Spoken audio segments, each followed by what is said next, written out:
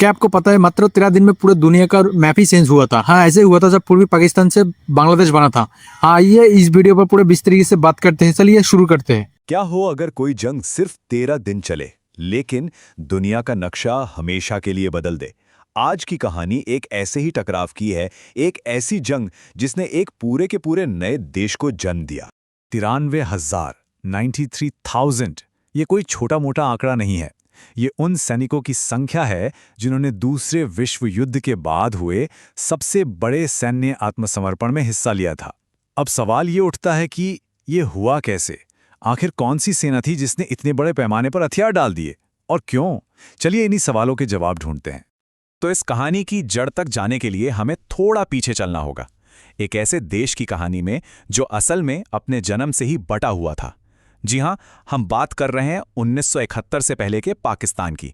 एक ऐसा देश जो 2 टुकड़ों में था, और वो भी भौगोलिक और सांस्कृतिक रूप से एकदम अलग थलग।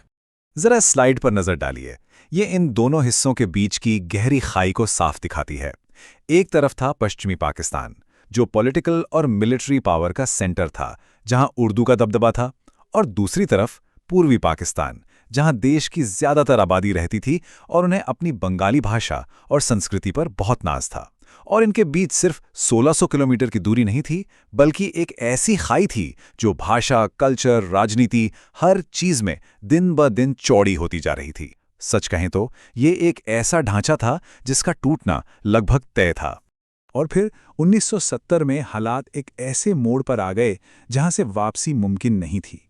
पूर्वी पाकिस्तान के एक बहुत बड़े नेता शेख मुजीबुर रहमान की पार्टी ने नेशनल इलेक्शन में जबरदस्त जीत हासिल की, लेकिन पश्चिमी पाकिस्तान की जो मिलिट्री हुकूमत थी उसने पावर देने से साफ इनकार कर दिया। इसके जवाब में रहमान ने एक नए देश की मांग कर दी, बांग्लादेश। नतीजा क्या हुआ?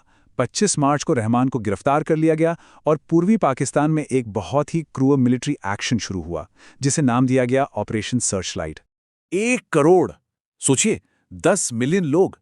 इस मिलिट्री एक्शन का असर इतना भयानक था कि लगभग 1 करोड़ लोगों को अपना घर-बार छोड़कर, हिंसा से बचकर पड़ोसी देश भारत में शरण लेनी पड़ी।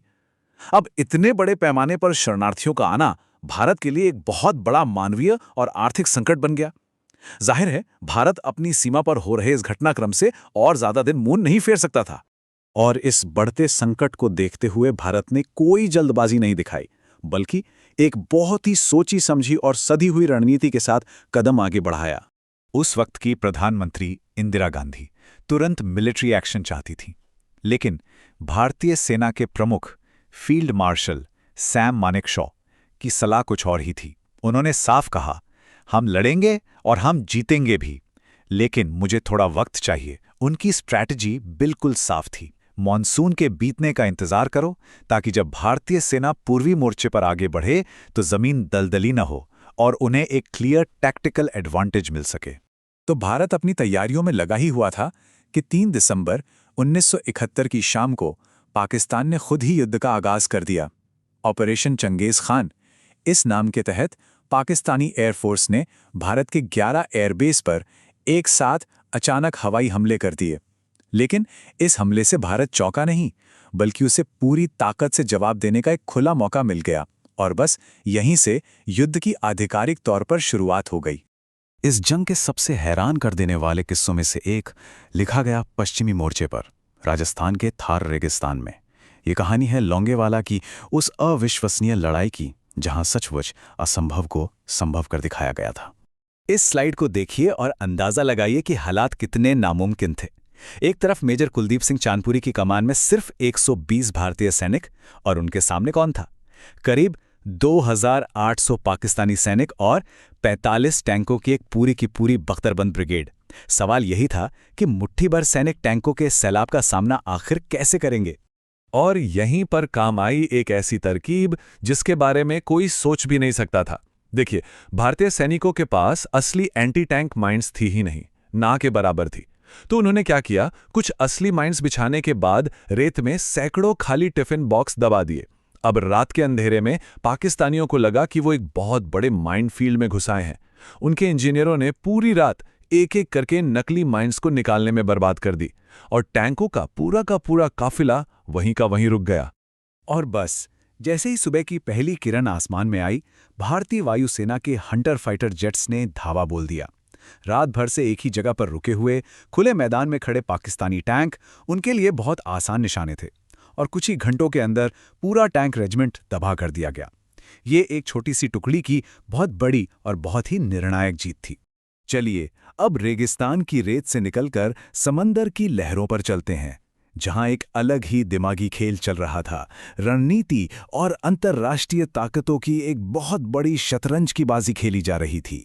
और इस बाजी का सबसे बड़ा मोहरा था भारत का aircraft carrier INS Vikrant. Vikrant ने बंगाल की खाड़ी में एक ऐसी मजबूत नौसैनिक नाकाबंदी कर रखी थी कि पूर्वी पाकिस्तान में फंसी पाकिस्तानी सेना तक पहुंचने वाले सारे समुद्री रास्ते बंद हो चुके थे। उनका फ्यूल, गोला बारूद, खाना सब कुछ रुक गया था। अब इस नाकाबंदी को तोड़ने के लिए पाकिस्तान ने अपना सबसे खतरनाक शिकारी पानी में उतारा, पनडुब्बी पीएनएस गाजी। इसका मिशन सिर्फ एक था और बिल्कुल साफ था।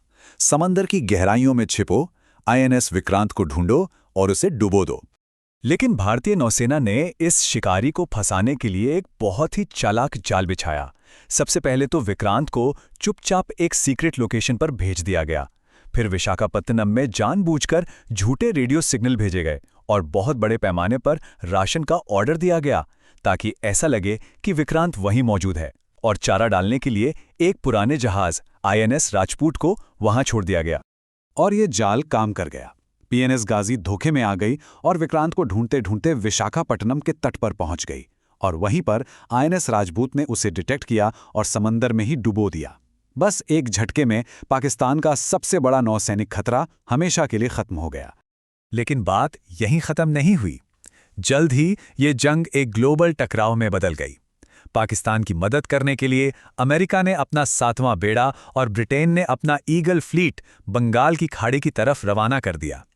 लेकिन तभी भारत की मदद के लिए सोवियत संघ का 40वां फ्लीट सामने आ गया और उसने अमेरिकी और ब्रिटिश जहाज़ों का रास्ता रोक दिया। ये कोल्ड वॉर का एक सीधा टकराव था जो अब दक्षिण एशिया के समंदर में लड़ा जा रहा था। और अब इस कहानी के अंतिम पड़ाव की ओर बढ़ते हैं। पूर्वी मोर्चे पर वो निर्णायक बढ़त जिसने एक नए राष्ट्र को जन्म दिया।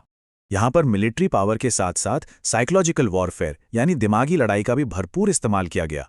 भारतीय वायुसेना ने ढाका के पास असली पैराट्रूपर्स नहीं बल्कि सैकड़ों डम्मी यानी पुतले गिरा दिए। और इंटरनेशनल मीडिया ने इसे कैसे रिपोर्ट किया कि 5000 सैनिकों की एक विशाल लैंडिंग हुई है। बस इस एक खबर ने पाकिस्तानी सेना का हौसला पूरी तरह से तोड़ दिया।